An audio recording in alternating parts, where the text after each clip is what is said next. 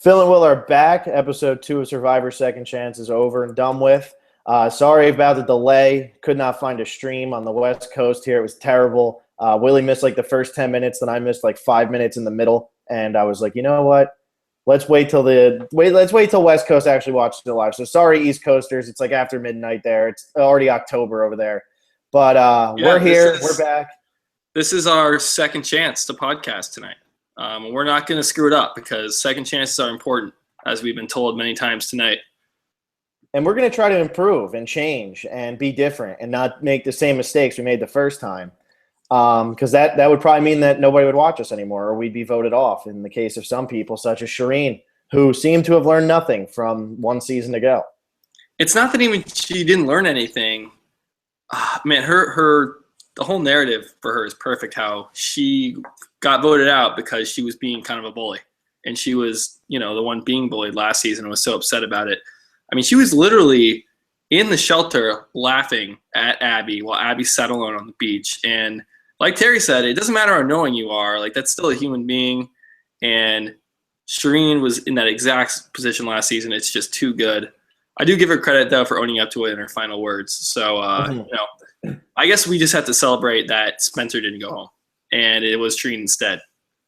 Yeah, because neither of us – I mean, I did not want Shireen on this season. I'm not really a Shireen fan. I mean, in case you guys haven't been following the storyline here, I do not like Shireen on Survivor, so I'm so happy she went home instead of Spencer. I hope there's no third chance for Shireen. I'm thinking this is probably the end of it. This is probably the last time we'll see Shireen play. But my whole thing is – what I'm saying with her not learning, last time her and Max thought they had the numbers, and then they didn't. And here she comes being arrogant, thinking that she has the numbers. You let your guard down, and then she's gone. And Spencer's the lucky one because next week they go to 3 tribes, and Spencer's starting over again. And it's like Spencer, the same thing for him. The second he finds himself in a hole, the tribes get swapped. So it's similar for Spencer too. I guess the thing where I get what you're saying with the Max and Shireen thing. She's on a tribe. She only has one really tight ally, and she thinks she's on numbers. But last season, that was right after a tribe swap, and they had yet to vote. This time, they at least voted, and she voted in the majority. They had a 6-4 vote. The votes now should be 6-3. All they need is 5. She thought she had Kelly. She knew she had Spencer. She thought Varner and Abby were good, and PG. So it's not like she totally – I mean, there was a reason for her to be confident, at least heading into this episode, and then it all unravels for her. Well, let's talk about this from the beginning. And one of my big things here is how did it take so long for them to get Jeff Varner back on the show? Seriously. I mean, he's fantastic. His confessionals are great. He's snarky, and he's playing the game so friggin' hard. But he's doing it in a dumb way. He's dumb as a fox, whereas Spencer and Shireen let on how much they knew. They should take a note from Varner's book and just say, you know what, I don't know what I'm doing. Yeah, we start right with Varner saying – the Vetus vote was to wake the old schoolers up. I don't know how much I'm buying that, though. It seems a little bit like revisionist history. It was a great vote. I'm not saying they shouldn't have voted Vetus, but we didn't hear any of that from Varner last episode. I think, can it motivate the old school players? Absolutely. They have to kind of stay on their toes. One of their alliance members just got voted out. I don't think that was the purpose of the vote. I do like Varner, though. Yeah, I think that's what Varner would have went back and told them. Had something happen, was like, I spared you guys. I voted off a new school player, but I voted him off to wake you guys up and let you know how fast it's moving. I mean, he really did, I think, wake Terry up, though. I do think he woke Terry up. Right. I'm not saying he didn't wake him up. I'm saying that wasn't the plan of the vote. I think he was saying, look, after voting out Vetus, he's honest. He's saying, I really want Spencer and Shireen on. And this is immediately, I guess the first scene, we get to Kelly Wigglesworth first, and she's saying, man, I'm bummed. This is my second chance. And I'm in the minority. I'm not in the numbers. I voted on the wrong side. This is where the narrative starts coming in, where you're going to have to change the way you did things, kind of with Kelly. And then it goes right to Kelly Wentworth, who kind of says the same exact thing, saying, this is my second chance. She's like so pumped on her idol. I was kind of bummed the idol looked like the way it was, though, because I was so excited for it to be like a stick or a rock, because we know that's coming later. I'm willing to bet that every episode or every challenge they hit it at, it was going to look different. That's what I'm willing to bet. And it just so happened that the first one kind of looked a little real. I bet maybe the second one would have looked like a stick. They wouldn't have looked the same. And I think that each thing, they have a different idol for each challenge just in case. I don't think that there's really – I think they probably made like 10 different idols. Oh, at least. I think there's going to be they're gonna look crazy. I guess they just didn't want to load it all at once. Like, look, here the idol's now to challenge, and now it looks different. So I guess they're gonna just slowly kind of mix in these twists. Cool looking idol, I guess. It's like a white cross with some green stuff on it, something. Yeah. No, it's cool. And so what was after that? Then they did like commercial. It didn't take long for Varner to flip right back. And this is what we were talking about. A lot of people commented this on our prediction videos and recap saying, I think Varner's easily going to go back with the old school people. And it was very clear from the beginning that Shireen and Spencer were in a lot of trouble. Yeah, and they didn't really hide it this episode. They let you know Tekea was losing, and they let you know it was going to be Shireen or Spencer right from the beginning. I mean, Abi-Maria never really came up. You never thought Abi-Maria was going to go. I know we had thought Terry was in a little bit of trouble just because he was on the older side of the numbers. He was never in trouble tonight. Terry was never in trouble. I mean, Varner went right to Terry and was like, hey, man, this is it. If we're going to do it, we got to do it now. Let's get rid of these threats. And Shireen and Spencer made the mistake of going up to Varner, who I guess they didn't respect enough. They didn't respect his gameplay enough, where they didn't realize that he was studying up beforehand. They bought into his dumbass stuff, and it turns around to bite them in the ass because you don't want to tell people you know it all. It doesn't matter what season you're on. Knowing everything makes you look bad. And that scares people. It's also like you're trying to prove something to someone. Like, work with me because I know everything. It's kind of seems desperate in a way. But it wasn't right away that we knew it was going to be Spencer or Shireen because they seem to have a little group talk. It was only Varner that we were hearing from that he's going to go back. Because even if Varner flips over to Wu, Terry, and Kelly Wigglesworth, that's only 4. So yeah, we knew that that's what Varner wanted to do, but they didn't have the numbers yet. It took right up until the immunity challenge for him to get the numbers on his side with the whole PG Ivy thing. We'll get into that. But I mean, were you convinced immediately it was going to be Shireen or Spencer? I mean, I just had a feeling. I don't know. I just had a feeling that Abi-Maria wasn't gonna Abi-Maria was gonna be such a wild card that I felt like she was gonna be used as a pawn, and I felt like Shireen and Spencer weren't gonna know how to use her, and they didn't. Because I mean, we'll get into it later, but once that whole thing happened with Abi-Maria sitting on the beach, Spencer and Shireen could have given 2 craps, not even realizing that she was their 5th. They needed her. If they would have approached her before Terry, this whole game might have been different. You know what I mean? I mean, they could have easily kept her on their side. Kelly Wentworth didn't want to vote against them, and who knows? Maybe Varner says I can't do it, or PG doesn't do it. You never know. Yeah. No, that was a huge mistake, and they both kind of had to own up to it at the end. Blowing their second chance, and now Spencer has a third. Before we get there, though, we have Joe. This was such a weird little segment with Joe. Everything on and it's not Bayonne, it's Bayonne. Jeff said it a few times tonight. It's everything on that Bayonne tribe is just weird. Maybe it's because we haven't seen a lot of them. I just don't know their dynamics that well. Everything just seems a bit odd over there. Joe is saying he doesn't want to be a huge threat and then goes and makes hammocks for everybody and catches fish. I don't see how that adds up at all. The episode name is Survivor MacGyver, and maybe that's just cool because it rhymes and they like it. I mean, we got a hashtag for it. It had nothing to do with the narrative of the episode. No, nothing at all. And then that's, I guess, what they were kind of thinking with the editing here is that tribe was never going to go to tribal, and once they realized it wasn't going to go to tribal, they were kind of just like, well, why even try to pretend it's going to happen if it's not? I mean, now we're going to 3 tribes. It's not even like that tribe, half of them are going to stay together and half of them aren't. It's probably going to be split up where like 3 of them go to one, 4 go to another, and then 2 or 3, and 4 or something like that. So there's going to be so many divisions. I think the only thing that we really get here is that Savage and Steven are still against each other. And I mean, I don't know what Savage's story, like what else it entailed, but everybody was crying. And I think everybody really likes Savage. I think even Steven likes Savage, but Steven's got his head in the game, and that freaks, I'm telling you, these old school players, it freaks them out. They want to play the game, but they like to build the relationships. That's what they were out there for the first time. And I think that's why a lot of them, I think, personally, they're better characters. That's just me, though. I like those types of old school characters. Yeah, and we saw a lot of people to that, conforming to that new school way. I mean, Cass had a lot on saying, I can't play the first time, or like I did the first time.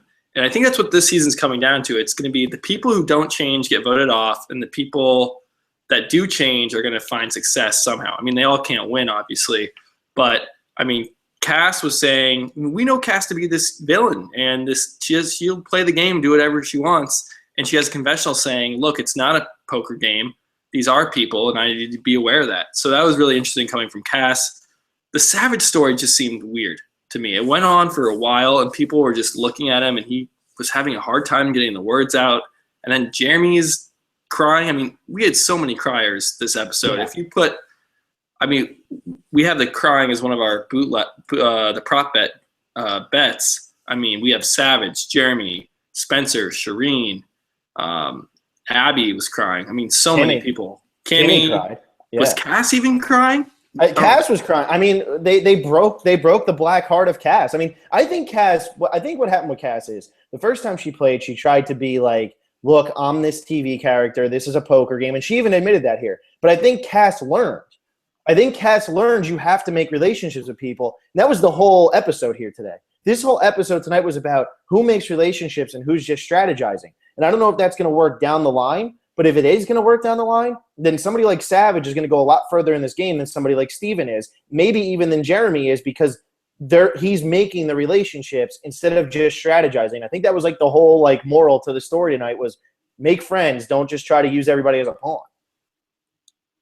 Yeah, I think that was the story for, tonight's episode. Whether that's going to be the narrative of the whole season is yet to be seen. And this is modern day Survivor we're talking about. So I think it's not all of a sudden everyone's going to just vote their heart and emotions. People are going to make moves and be logical. We know that's coming. The Steven throwing Jeremy right under the bus after he walks away is just perfect. It was great. And then Savage calls him right out and tells Jeremy, I still don't think Steven is getting saved by this tribe swap. He did go downhill tonight. So good for him that he made it at least to episode 3. And what I think is going to end up happening with Steven here is I wouldn't be surprised if Steven and Savage end up on the same tribe and they vote one of them votes the other one out. And I wouldn't be surprised if Steven actually wins that little battle there and Savage ends up being like one of these old school guys who goes out and never really loses his honor and all that stuff. I think that's kind of the edit we're getting from Savage. I hope he hangs around for a longer time, but it seems to me that Savage is actually going to be in more trouble because if he ends up on a tribe with Steven and Spencer and a couple other people who really just want to play the game, he's in for it. I mean, if he ends up with Sierra even, I mean, who knows how Sierra actually felt. We didn't hear from really any of the women except for Cass on that Bayonne tribe. But, I think that Savage is in a lot more trouble because he is still playing it a bit naive. Yeah, I totally agree with you. I think Steven is going to be the cause of Savage's downfall. It is possible they don't end up on the same tribe and that it kind of resurfaces at the merge. That could happen too. That's what I would like because I want both of them to be in the show. Yeah. We got that kind of big moment from Cass. Kimmy was visible, but I don't think she had a confessional. Monica was nowhere to be seen. I mean, they did show her face for a second. They did show her face. Yeah, for looked like once. Passed out. Yeah. You could have told me she was voted out last week, and I would have believed you. I mean, I did not see her, and I watched the episode twice. I mean, I saw her face. Are we surprised with this, though? Are we surprised with Monica getting this edit? It's not that surprising, but it's I don't know. There was that whole segment with Abby. And this is before Savage's long story about his. I mean, the Savage thing was long. They could have cut that down just to get one confessional from her. Especially because she was so weekly edited last time. The thing with Abby about how she's a drama queen, and this was before the whole PG thing. She was just going up to Wu and Terry, like starting shit for no reason.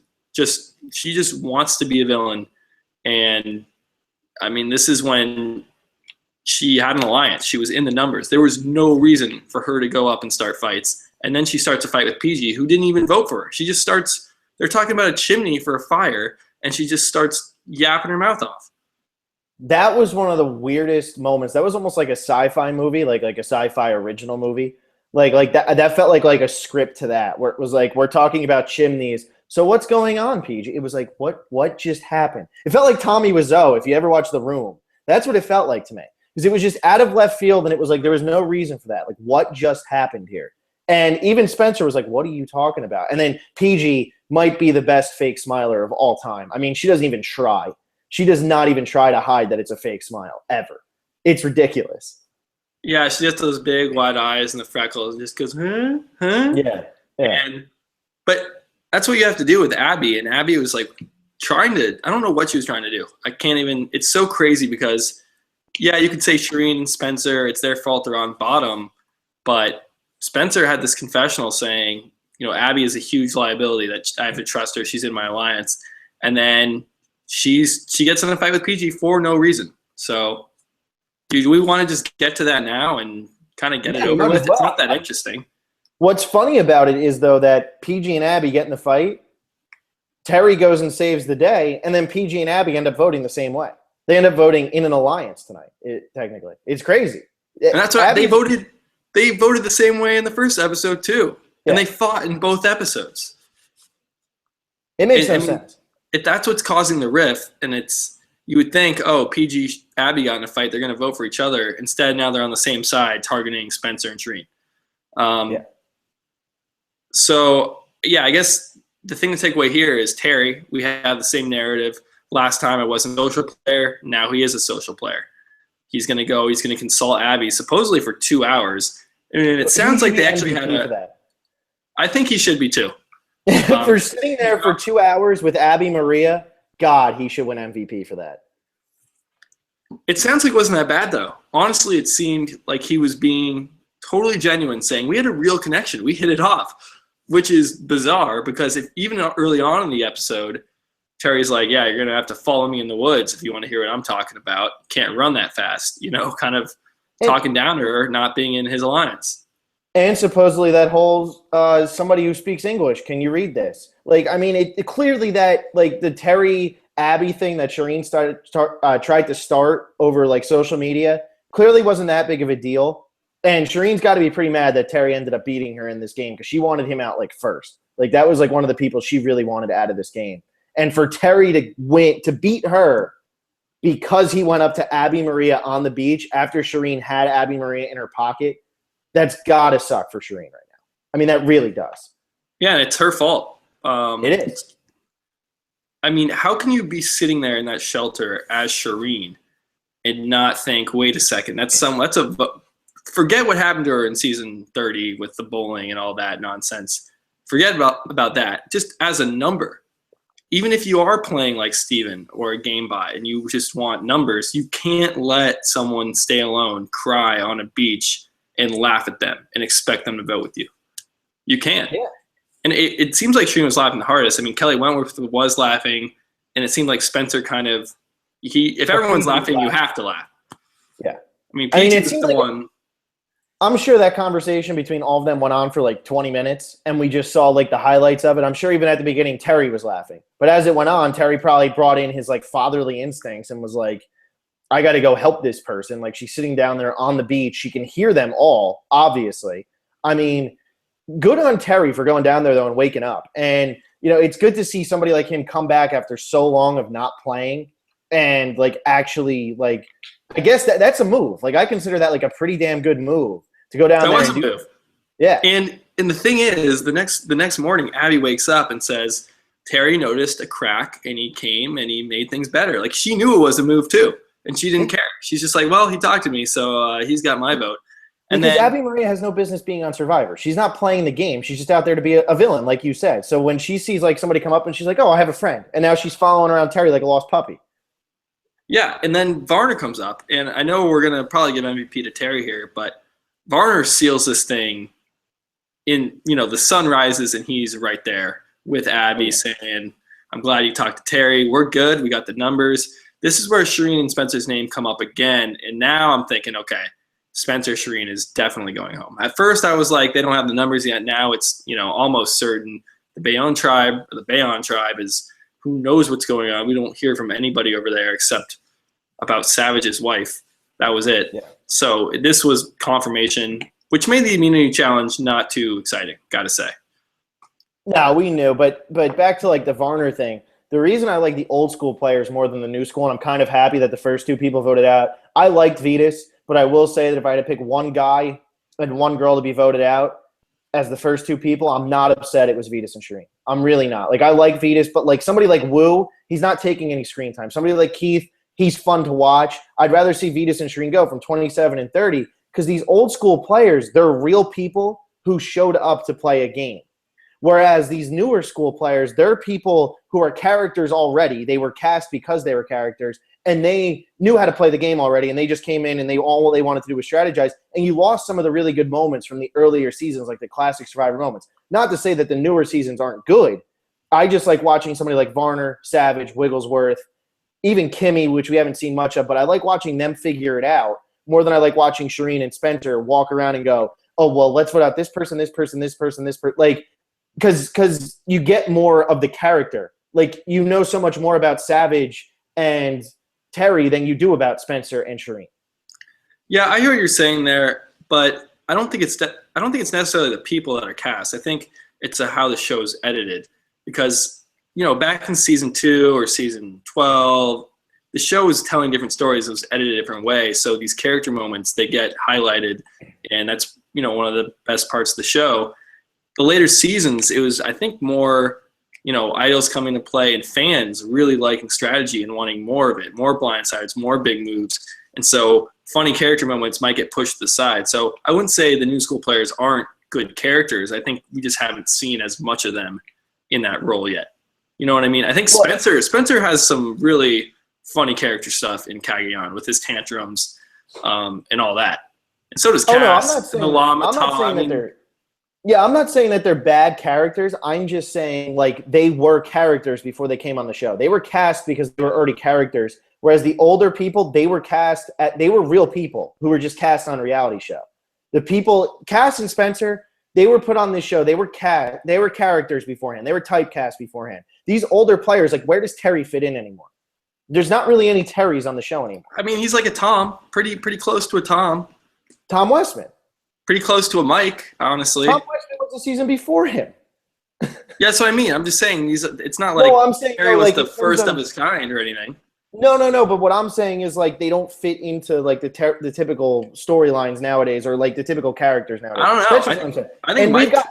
I think Mike fits right in with Terry, and Jeff even brought that up at Tribal Council, how Terry was there to console Abby and Mike was there to console Shireen. I think it has much more to do with editing than the actual characters. I think Spencer and Cass were typecast, as characters, but they're still real people. They're still trying to play the game. I don't see it like that. I don't know. Because the way I look at this, when you look at some of these characters right here, and really the only one I'm thinking of right now is Abi-Maria. But if you look at Abi-Maria, she would have never been cast on one of those, like, first, like, even, like, 15 seasons. Like, there were no Abi-Marias where it was just like, wow. Like, we know, especially for a second chance. What about Alicia? She got brought back for All-Stars because she started a fight. I mean, I don't know. I really think at least Alicia was physical and could win the game. I mean, Alicia was physical enough where she brought something to the game. What does Abi-Maria bring? She can never win. She can't win challenges, and she's not social. Like, what does she bring to this game? She's entertaining this season. I have no problem with her right now. I really don't, because it's just so ridiculous that you sit there and you're like, wow, what's she going to do next? Yeah, I don't mind her as much. It is a little annoying to see the gameplay of, like, these players we love are in the hands of someone who doesn't really care about the game and has no idea how to play it. That's the problem. It's not that it's not entertaining. But look, if you're gonna tell me Vitas and Shireen were the first two boots, I would have bought it right then. I would have accepted it and say, woohoo, that's a great start to the season. I mean, so many other people could have gone home. If you could pick one male and one female, that might be, honestly, I might have told you that. Maybe Wu instead of Vitas. The only guy. Except Wu had a nice little moment there before Tribal. We'll get into that. Yeah, we have to get into that because that was impressive. Anything before the challenge? I'm trying to think what else happened. Everything focused around takeout tonight. All we saw was Savage and Joe build stuff. That's really all we saw over at Bayonne, which will be interesting, like, going forward, like, when this tribe swap happens. How are they going to fit into this takeout? Like, because we know so much about takeout now. Like, we know so much about all those characters. Where are the Bayonne people going to fit into these takeout characters that have already been established, which is weird to say because they've all been established because they've all played before. But in terms of this season, we don't really know much about Sierra. We don't really know much about Kimmy or Monica or even Keith. Like, we don't know that much about them. So it'll be interesting to see where they go. Yeah, it's kind of this tends to happen. It's, when the tribes that lose, you just learn more about them. It's these people. Someone wins from one of these tribes. I mean, not always, but I'm trying to think. I don't think Keith, Kimmy, Monica, or Sierra can win the game. Not with 2 episodes in a row like this. Now, what do you think about Tasha, though? Tasha was even invisible. Oh, my gosh. You're right. Tasha. Which shocked me. Because I thought Tasha to me was one of the people who could really win this game. But you got to remember, too, though, in these seasons with the all-returning players, we've had 2 of them where the cast has been complete returning players, and both times the winners were hidden at the beginning. Amber barely got any screen time. Sandra had like 5 confessionals before them, or 5 episodes before the merge where she didn't have a single confessional. Okay, that makes me feel better. I want there to be a lot of contenders. And I think what's going to end up happening here is when it switches to 3, we're going to see much more even editing. Right now, because they have to focus on just the 2 tribes, and this is why I think more people liked, Cagayan, was because there were the 3 tribes, you got to know all of them, as opposed to just the 2 tribes where you don't get to know them as much. And I think that's what's going to happen now is we're really going to get to see like a little bit of everybody next week, because when the tribes are smaller, there's nowhere to hide. Yeah, that's fine with me. I love 3 tribes. Do you think they're going to be leaked before the episode airs so that we can talk about 100%. Them on Monday? They will be? 100%. Like 100%. I mean, I think that you could probably piece together 10 of the 18 right now, probably if you actually looked online. Based on promos? Probably. And CBS will probably put out some sort of promo where they're standing on opposite sides. They always do. I mean, it's always pretty easy to tell. And if you look for it, you'll be able to find it. Okay. Someone will do that for us, and then we'll just read the list, and we can talk about that. I'm good at that. I like that. I like when other people do my work for me. Yeah, we can talk about that Monday. The challenge, I don't know. It's a shame there wasn't an idol somewhere here. Because did you hear where they were going to hide it, though? Dalton Ross actually came up with it. That was a good spot. That would have been cool. It was good. They decided to put it on the last one, too. Yeah. So it's in the back of your head the whole time as you're going through the challenge. That would have made this challenge way more fun because, I mean, as close as it was at the end with that puzzle, there was no way Bayon was losing that challenge. No way. I mean, if they lose, it wouldn't make any sense. It just would be what? It would be a 9-1 vote against Steven, and that doesn't happen. That doesn't even seem like it would be a real thing. I mean, it probably would have, but I mean, they would have had to given us more of a reason than we got for them to do a 9-1 vote against Steven. Other than that, he's a player. We would have had to heard from more people about it, Definitely. So I don't really have much else to say on the challenge. Yeah, no, we can move past the challenge, and I mean, and anybody listening, feel free to comment, ask questions, and if you want to talk about the challenge or have something to say, we will read your comments and answer your questions. So if you really like challenges, I mean, challenges are fun. It was just we knew who's going to win. We did, and what was I going to say? Varner pretty much said it best. Like, isn't it great that Shireen and Spencer were the ones who blew the puzzle, and they had their fate in their own hands? And that was really the only thing that came from that challenge is, who's going to blow it, Spencer or Shireen? Because if one of them blows it, that'll probably be the one who goes home. I mean, this was for a predictable boot, even though I guess there was a little suspense that it might be Spencer towards the end there. But for a pretty predictable boot, it was a very entertaining episode. Oh, I thought this episode was great, and I don't know what you're talking about with predictable boot. Well, I mean, it wasn't a between those two the whole time, I thought. Right. No, that's fine. But going right up to it, I didn't know. I was thinking like, oh my gosh, who's it going to be? Who's it going to be? Gun in my head. Who am I saying that it's going to be? And I was like going back and forth. There was a lot of good reasons to get both of them out. I don't think it was very close between the people who decided. I think it was Shireen from the beginning, and it was set on. It was it because we got no conversations about people arguing, saying, I want Spencer. No, I want Shireen. There was no scene like that. Usually, remember the Shireen, this is Shireen again, the Shireen and Max vote after the tribe swap last season. Everyone was talking about how annoying Shireen is, how annoying Max is, what they do, Jen's horse race thing. We got absolutely none of that. I think it was pretty much everyone was dead set on Shireen. We just didn't know.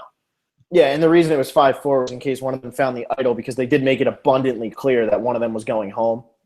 And I thought what was cool about this situation, though, is Kelly Wentworth had a pregame alliance, or everybody thought that she had a pregame alliance with Spencer and maybe with Shireen. I'm not sure what that was.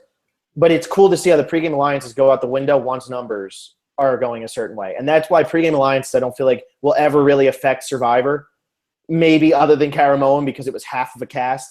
If it's a full cast of people, there won't be pregame alliances that really ruin a game because too much can happen. There's too many things that can go wrong for them in the game. I mean, Kelly Wentworth thought she was in the best spot with Shireen and Spencer probably. And then all of a sudden it's like, well, wait a second. If I try to say I'm going to go with them, I'm going to be the next one voted off after Shireen or Spencer. Yeah, that was an impressive move by Kelly. She had a really nice episode tonight again, 2 good ones in a row. She told Varner, no, I'm not going to go talk to them. I'm with you, whoever you want to vote. She didn't hesitate at all. That's textbook Survivor. It's exactly what you want to do. A lot of people would kind of say, uh-oh, that's my alliance. She went right with Varner, right with the numbers, and stayed in the majority for a second vote in a row. Yeah, anybody but me. That seems like that was the mentality she had there. She's like, okay, I'm not on the right side of the numbers, but I can pretend I am. Yeah, it was pretty funny to see after the challenge that Shireen and Spencer both said they're in a good position when we know the whole target is on them. And it took a while into this, pre-tribal phase of the episode for them to realize, oh shit, it's one of us going home tonight. And that was pretty fun to watch. And the Abi-Maria scene with Shireen was fun because it was great to see like Abi-Maria just call out Shireen and Shireen kind of backtrack and like there was nothing Shireen could do. And I'll tell you, Wu at first, he was just staring there looking like he had no clue what was going on, like the typical Wu face. But when he just shut them both down, that was a thing of beauty. That was Wu's best moment on the show so far. That was like in both his seasons. That was great. I was so worried he was going to do because I remember this. They were on Reward in Cagayan or something, and Spencer was talking to Wu. Was that something you'd be open to? And he's like, yeah, I'll definitely consider it, man. I was so worried we were going to hear that same thing from Wu. And this fits right into the theme of this season is you got to change. And Wu was just like, no, that's just preposterous. Why would I align with you guys when you have no numbers? You haven't talked to me yet at all. It'd be totally dumb to do. It'd be a stupid move. And I'm not going to do it. So I gained a lot of respect for Wu tonight. I was a little worried that we weren't going to see any of him. I'm really, really proud of Wu there. Made me happy. I really thought the same thing you did, though. I thought for sure he was like, yeah, that sounds good. I'll think about it. But when he came out and he was like, you guys haven't talked to me. And I'm thinking, it's day 6. How have they not, talk to him? And it makes complete sense because Spencer didn't like Wu. And then you've got Shireen who's probably like, well, I already have my numbers. I don't need Wu. So she's just going to blow him off. Well, we did see Spencer talk to Wu, though, I think, in the first episode. So I think Wu, when he said you haven't talked to me, that was actually directed specifically towards Shireen. And that might be one of the reasons why it was Shireen, not Spencer. Do you have anything else to say about Wu, or do we want to talk about why they went with Shireen instead of Spencer? No, let's talk about why they went with Shireen instead of Spencer. Yeah, because I think there's a few reasons. One is that Shireen was the one that kind of, for some reason, the whole blame for the Abby thing fell on Shireen. Abby blamed her because PG was the one talking to Shireen about it originally. So Shireen kind of took the biggest hit. She was probably laughing the hardest in there. And Shireen, being bullied last season, it's kind of expected of you to stand up for bullies. It's not expected of Spencer. So Spencer can kind of just say, hey, I was just with everybody else. Shireen needs to stand up for someone like Abby. The fact that Shireen went up to Abby after and said we were working together, that probably rubbed salt in the wound for Abby that made her want to get Shireen out. If you're going to look at who's the bigger threat, though, you got to think it's Spencer. So that's why I was kind of worried. Yeah. I think that Spencer, physically was probably a bigger threat, but I also think Spencer's more – I think he's just more tolerable. And I think they all just liked Spencer more. And I think this was one situation where it might have just came down to who do we like more. And they just happen to like Spencer more than they like Shireen. And so they're like, you know what, let's get rid of Shireen, keep Spencer around. It might keep the tribe a little bit stronger. Maybe he can change. I don't think any of them thought that Shireen could change. And what reminded me of the Max and Shireen thing from the last season was how you said Spencer and Shireen, they come back, they think they have the numbers. It's the exact same storyline. Like, Shireen, you can't get arrogant in this game. You cannot do it. And she got arrogant in her game this time. And last time she got arrogant early and got lucky. This time she didn't get lucky. Spencer gets lucky again, and he moves on. Yeah, I also think if Kelly Wentworth had any say in this vote, if it was Jeff Varner and Terry going around asking people who you want in, who you want out, I think Kelly probably said, I want Spencer to stay in. Terry, we saw have a good connection with Spencer in episode 1. I don't think it benefits any of their game to keep Spencer in at all. I think it was actually out of goodwill and like he deserves this chance more than Shireen does, and that might actually be it. Yeah, I really do think that might have been it. I think they all just respected Spencer more with gameplay.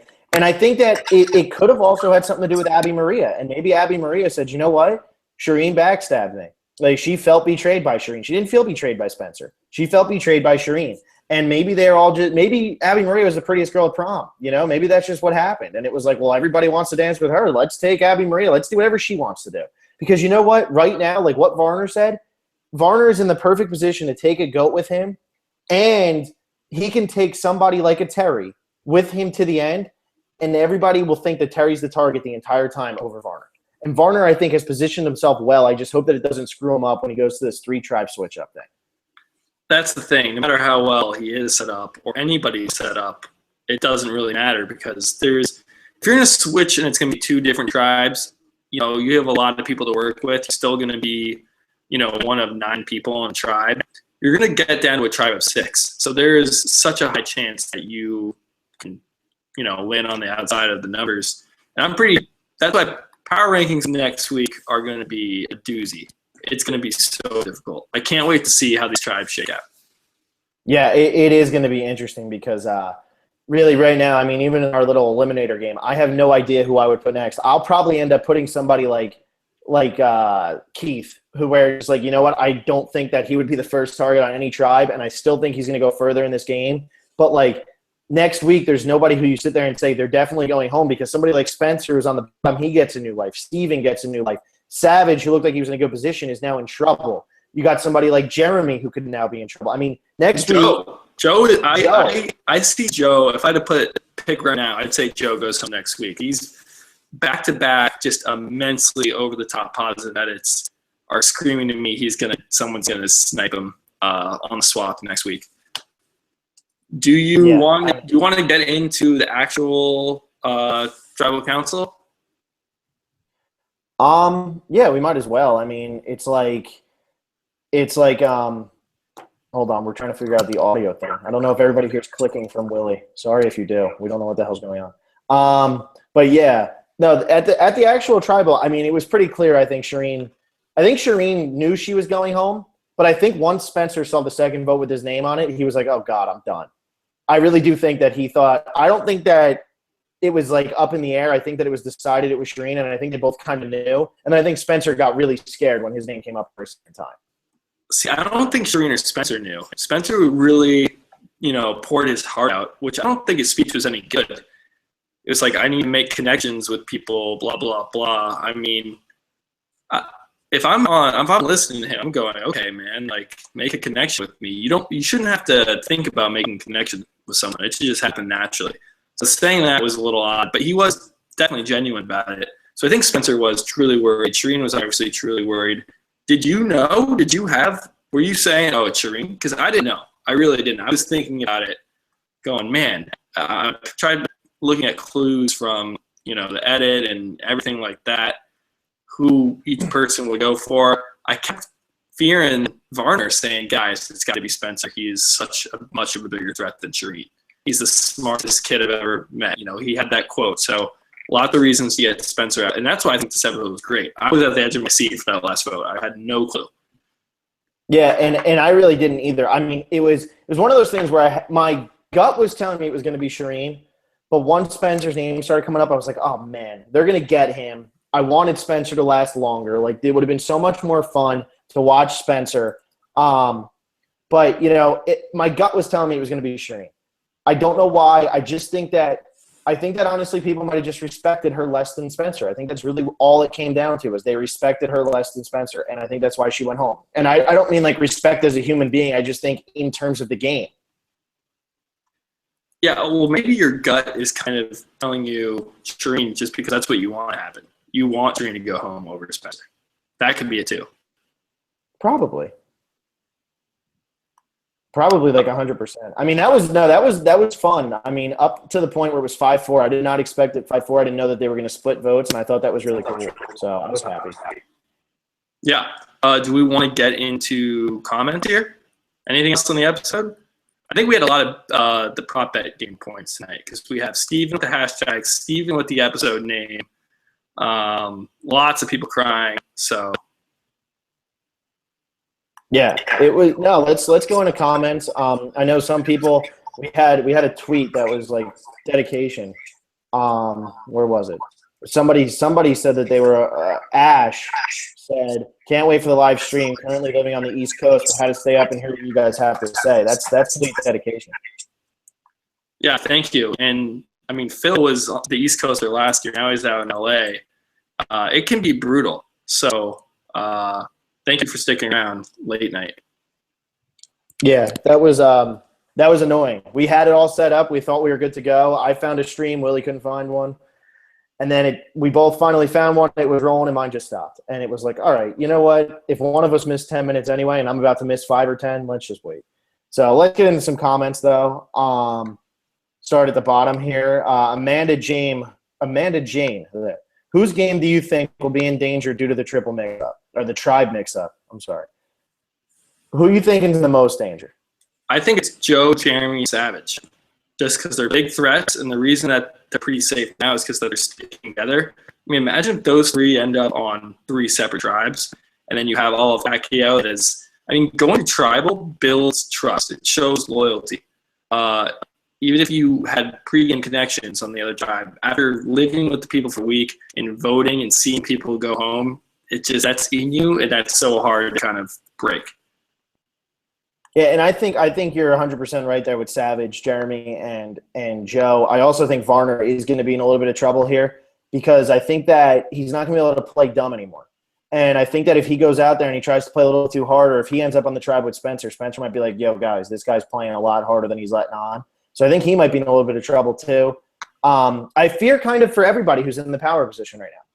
I do, and I don't know if that's just my instincts telling me that it always happens where the people in power after a swap get screwed, but I really do feel for almost everybody who's in power right now. I think that's just always how it is. I mean, it's like, why fix something, that's not broken? If you have a good thing going and have an alliance and, have people you can trust and numbers, why would you ever want to, break that? So, of course, people in those positions have to fear for themselves. And on the other side of that, it's best for Steven and it's best for Spencer because they are completely on the outs in their tribes.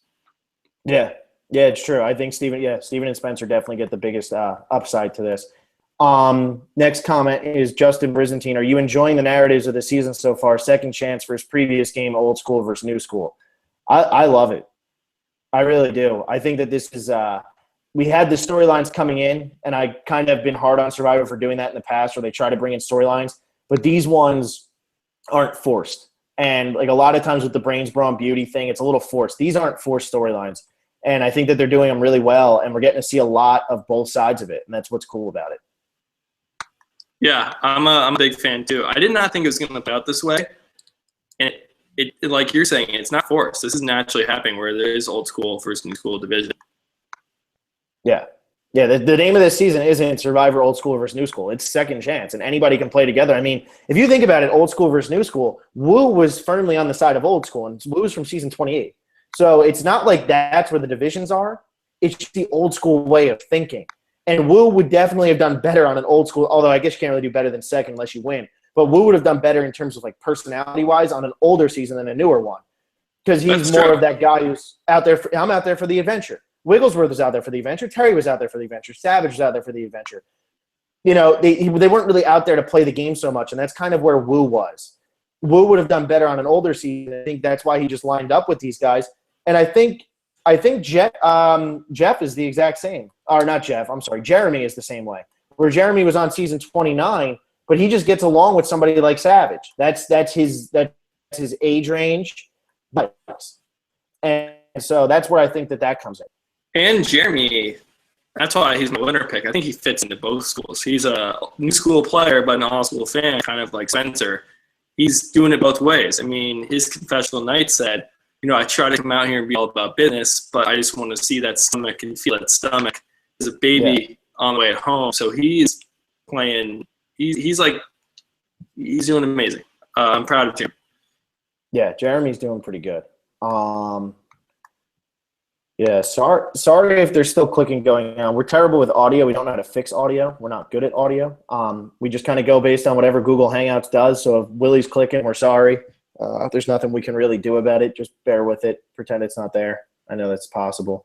Total Drama Survivor fan. This is the first time someone has played back-to-back that hasn't made the merge. Isn't that insane? That's a pretty cool fact. But the difference here is they saw Shireen's entire game. Every other time somebody played back-to-back, they didn't see the entire game. Right. How many people really have played back-to-back? It's not like a huge sample size. Well, it's pretty big. Rupert, Amanda. James. Amanda. We have Russell. Yeah, I know. Russell. Okay.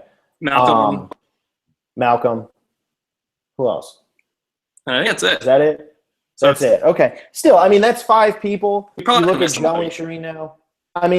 It's because, they saw Shireen's game. I don't think that either way she does well on a season like this. I feel like she almost had the sugar issue where she could have came in and played, but everybody was just going to be like, we want you out. Although at least Shireen did have some sort of pregame alliance clearly with Spencer. So that's different. But I don't think Shireen does well on a season like this with this many people playing, who came to really win, because that's the difference too now between now and back in the older Survivor seasons. The older Survivor seasons, they all wanted the adventure, but they all also wanted to win. And I feel like nowadays it's kind of well, I'm on TV. There's some characters every season where you get the I'm on TV character. It just happens. Abi-Maria is that character in a nutshell. So, right, and I just gotta say, Bobby John and Stephanie. Bobby John and Stephanie. Yeah, so there you go. That's 7 people. I always forget about Bobby John and Stephanie. But that's 7 people. That's a pretty good amount. Everyone forgets Guatemala, always. Always. That's why we've never seen anybody come back. If I'm clicking, let me let you read comments, and if I have something long to say, I'll say it, but I'll try not to. Okay, good. This is what everybody wants to see anyway. Mainly Phil, a little bit of Will. That's what everybody really wants to see, right? Maybe. Jimmy O.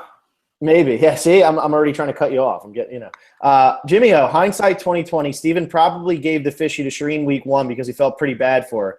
That would make sense since she never really stood out on the first episode. Also, how great was Bayon's reaction to Vetus being eliminated? I didn't realize that Steven gave the fishy to Shireen. But yeah, I didn't realize that. He probably did feel bad for her. But that Vetus being eliminated, that shot Sierra's face really said it all. Sierra was like, I can win this game now. Because I think Vetus on the other side was going to hurt her the entire time. Yeah, and I don't think next week when Shireen's gone, people are going to have that same reaction. People are like, oh, yeah, it's probably going to happen sooner or later. Yeah, I honestly believe that. I think everybody was just shocked. Vetus, the first boot, really, it was just one of those wow, did not see that coming. It's almost like when Tina was voted out first in All-Stars. It's really? You guys got rid of a winner? Even though they kind of wanted winners gone, it was still Tina's gone. That, that's the tone. All right, Giovanni Oriana. Is Joe in trouble because Shireen is gone? He's already a huge threat. This season is great. You think that Joe's game is influenced by Shireen at all or no? Well, not anymore. It's not. It could have been if they, both survived the swap and landed on the same tribe of 6. Because then that's 2 people from the same season on a tribe of 6. That's huge, and that can either make you a huge threat or you can, get in an alliance together. But since if she was still in the game, they were on different tribes. It still really wouldn't have mattered. Joe is just a huge, huge threat, and that's going to be the same whether Shireen's in the game or not. Yeah, and I think that in this type of season, the less people from your season, the better. Because I think what ends up happening is even if Joe and Shireen end up together and everybody's and Joe and Shireen don't even talk to each other, it's going to be well, they were on the same season. Let's get rid of them. It's kind of like why Sari got voted out. It was well, they could all team up and they could, Sari, Parvati, and Amanda. We need to get rid of that just in case that could happen again. And, people always look for any little reason, especially this early in the game. And I think it works out good for Joe that Shireen's gone, actually. Yeah. Because I don't think they would have aligned anyway. Yeah, I don't think it, helps them that much. It certainly doesn't hurt them, though. Yeah. Alejandro Baromerto. So 3 tribes at 18. Does that mean they go back to 2 at 16, then merge at 12? You think they go back to 2 at any point, or you think they just go right to the merge after this? You know what? I bet they do go back to 2. I really do. You think it's at 16 or 14, though? It's at 13. One person goes to exile. Yeah. Because what we've never seen is a tribe or 3 tribes make it to merge. We've never had that happen. It's always 3 tribes, then to 2, then to the merge. So I feel like they're going to have to go from 3 to 2 at some point. Normally it's after 4 votes. Do you think that it goes after 4 votes this time, and then at around 14 we're back, and then around 12 or 11 they end up just merging? Yeah, I guess I'd have to say 14. 2 tribes of 7. Then, yeah. I mean, the thing is, it's weird. And then what 2 tribes do you keep? I mean, it doesn't matter, but like the buff colors and stuff, they have challenges already set up. Yeah, it'll be interesting. I wouldn't mind if they merged from 3. That could be really cool. I mean, this is a season of first, so just because we haven't seen it before doesn't mean we can't. Yeah. John Smith, how far do you guys think Spencer will get now because of the swap? Depends who he ends up with. It really does, because he can end up with people who are going to let him get to the end, or he can end up with Varner, Terry, and Savage, and they're just like, let's get rid of Spencer now. Like, it could happen. I mean, I would not be surprised if Spencer goes home next week. I wouldn't be surprised.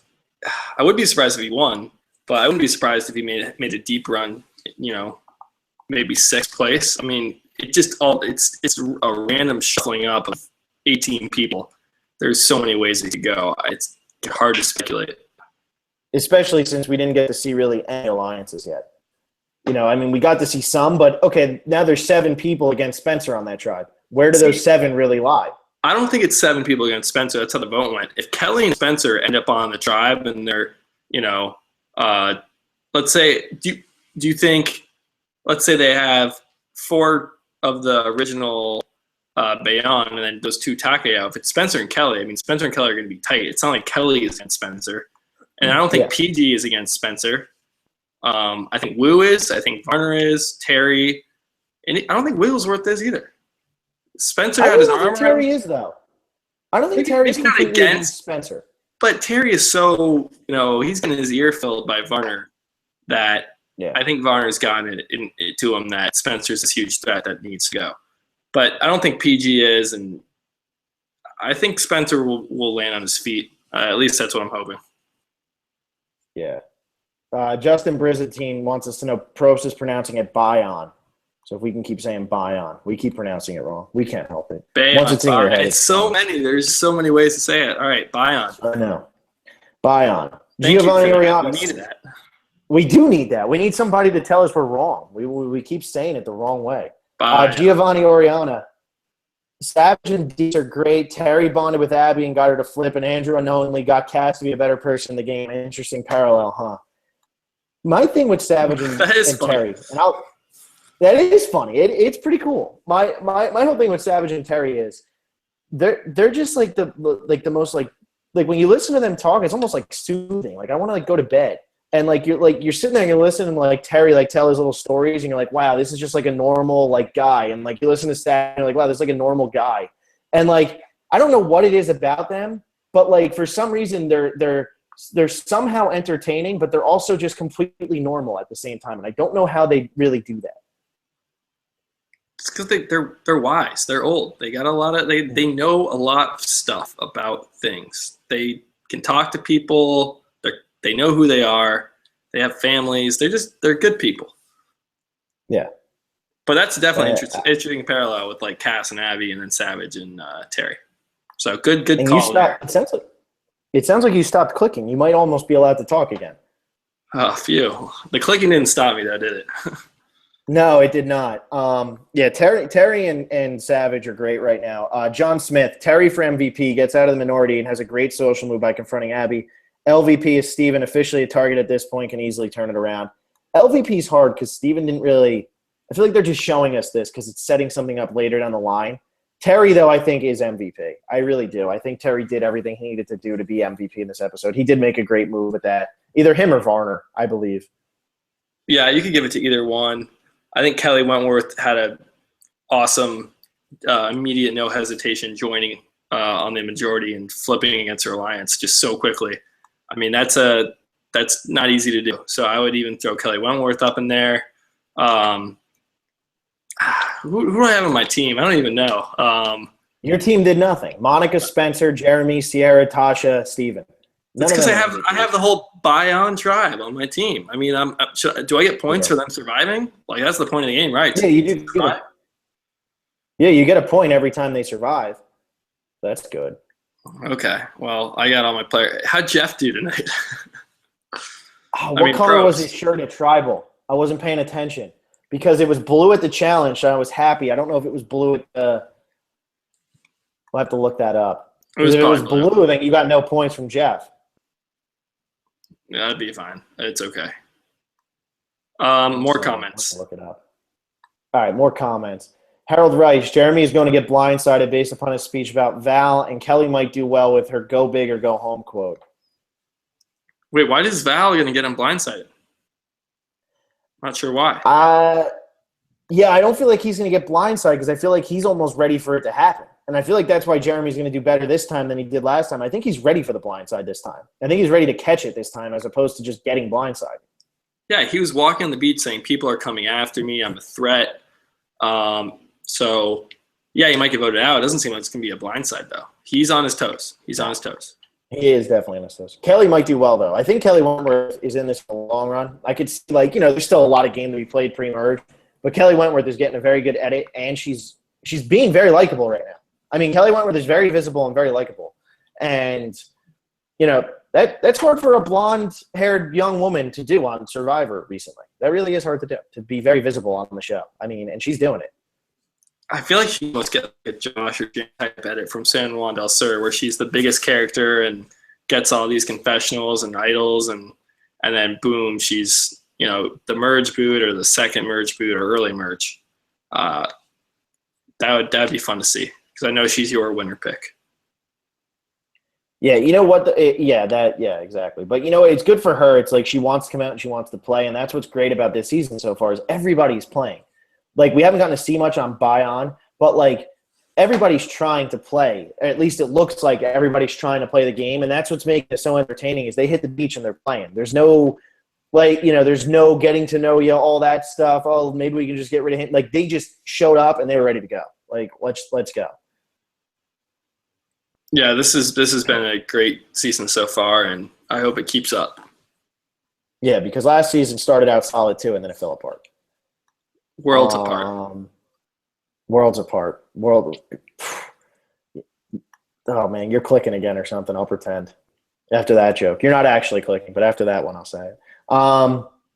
Let's see here. John Robert. Am I on John Robert? Yeah, John Robert. Shireen played it badly, didn't she? Threatening Wu and laughing at Abby. I thought she was a super fan. Did they not see her in Philippines?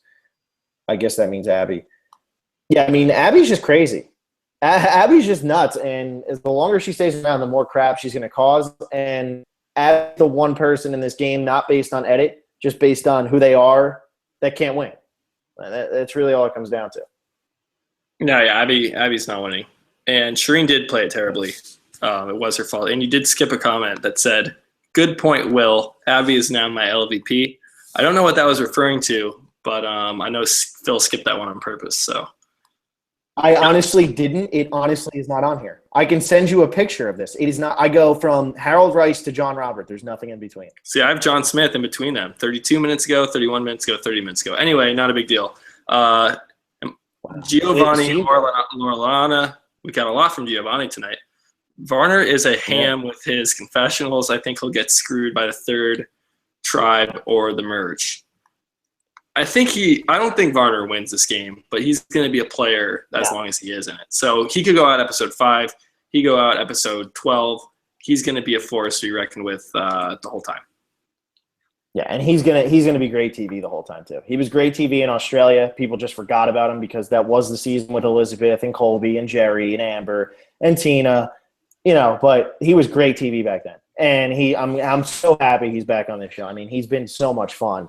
Just off the bat, I mean, the things he says. He called Abby delicious. Like, who calls a human being delicious? Like when you're talking about their like personality, not even their looks. Like who needs food when you have Abby? That was fantastic. Brazilian soap opera and the pressing the buttons. I mean, that it was great. Like, it is awesome having him on. He's a lot of fun. 5-5 Mellow 5-5. Do you think the rest of TKO really believed Spencer's speech before the vote, and that's why Shireen was voted out instead? Even if he is going to try and get to know everyone better, he still is a huge threat. No, I mean, like we said, there didn't seem much debate amongst the people in that, I guess, 7 majority. We didn't see any conversation debating whether it was Spencer or Shireen. So they had their minds made up. And they obviously talked about a vote split before. But that's it. Yeah. I think that – I don't think any of them bought Spencer's little speech, but I think that it was already determined in their head that Spencer wasn't going anywhere. Yeah, not that Spencer was lying or anything. I just think they already knew. This is why Spencer – always finds himself on the wrong side of the numbers. He has a very odd way of delivering things. Like he just has a very odd way of speaking, where it always sounds a little sarcastic and a little dry and a little like insincere. And I think that's kind of where Spencer gets himself in trouble. I don't think he means it to be that way, but when he's giving that speech, you're sitting there rolling your eyes like, no, Spencer, this isn't true. Like you're full of it. But then like you actually hear him and you're like, you know what, maybe he was being honest. Maybe he was being sincere, but it never comes across that way. It's a weird delivery.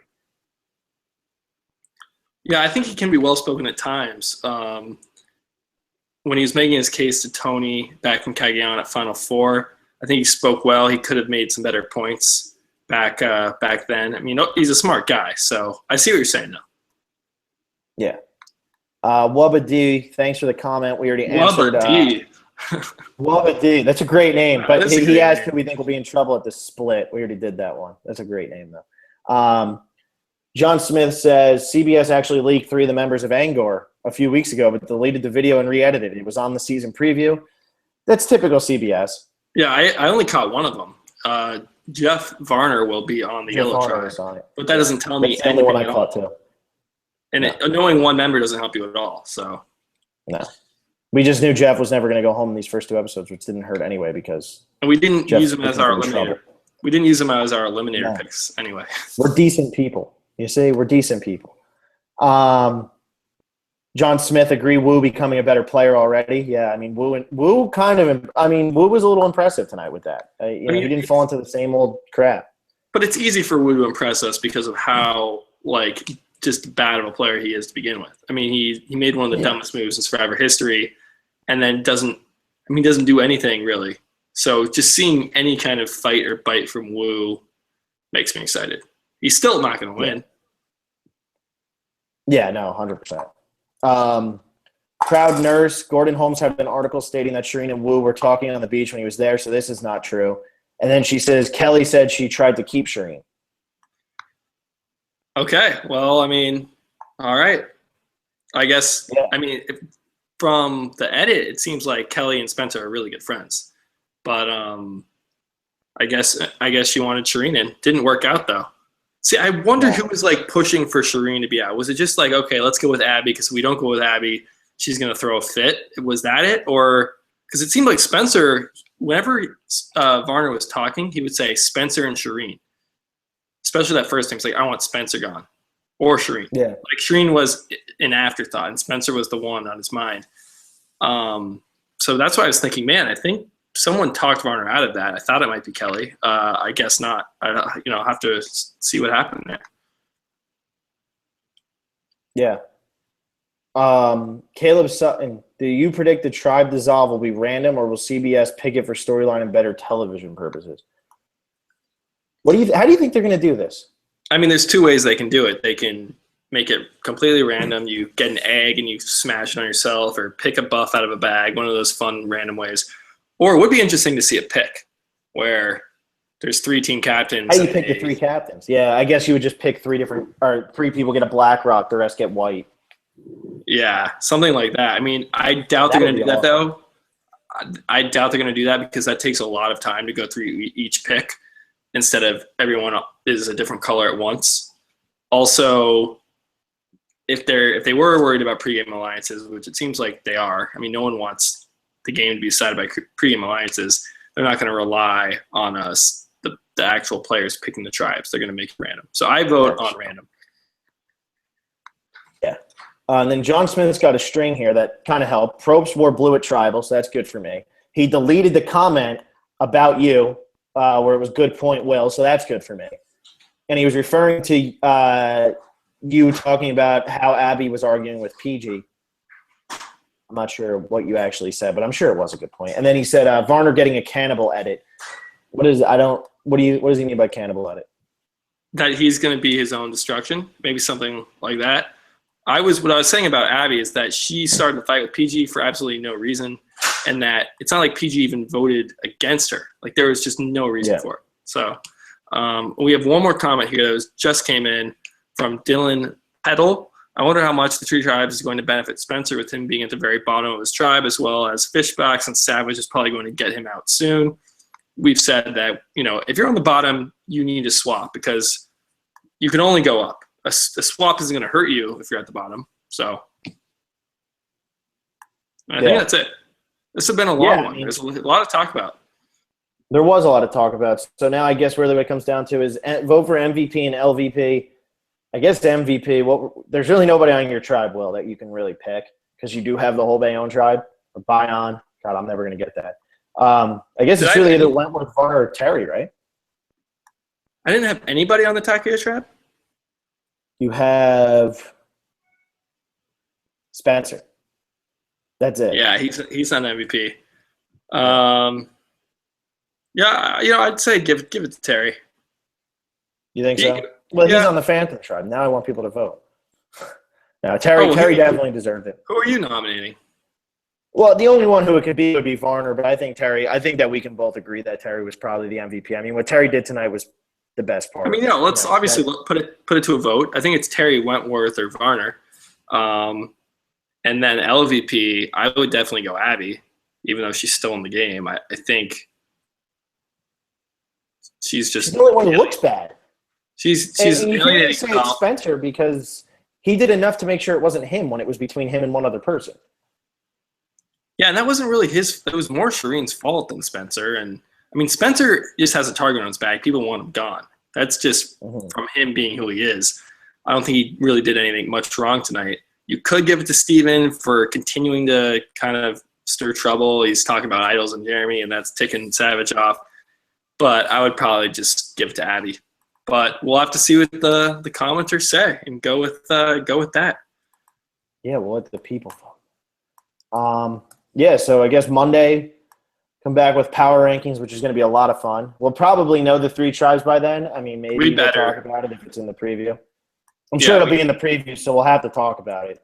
Well, the press images, they'll have some help too. Or Gordon will release it and just tell us, or Redmond. Yeah. Exactly. It might already be out, honestly. Probably is already out. What was it? John Smith said that he could probably tell us the other two that were going to be out there. In due time. Yeah, I don't want to know yet. Yeah, we will have the prop bet scores on Monday, update the fantasy scores. I don't know. There's so many games. We have 5 of them going on. It's kind of hard to keep track. We'll do an update there. If anybody cares, we'll do the MVP, LVP vote tallying. Monday will be another long one. So keep commenting. I think we had 27 and we've read almost all of them already. So we will read the comments you comment on this video for next week. And that'll be Monday. Anything else, Phil? That's it. All right. Thank you for watching, and we will see you next week.